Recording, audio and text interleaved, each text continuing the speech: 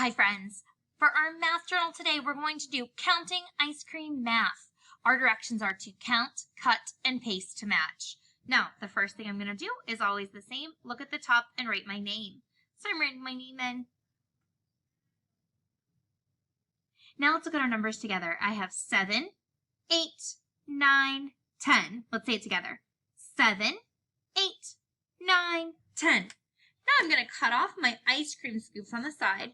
I'm going to cut down here, cut that piece off, and then I'm going to cut up the side. Remember, our thumb is in the top, the rest of our fingers are at the bottom, and my pointer finger I'm using as my guide.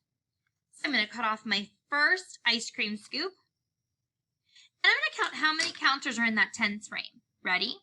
1, 2, 3, 4, 5, 6, 7. I have 7 counters on that first ice cream scoop. So I'm going to put just a dot, not a lot, and I'm going to glue it with the number 7. 7.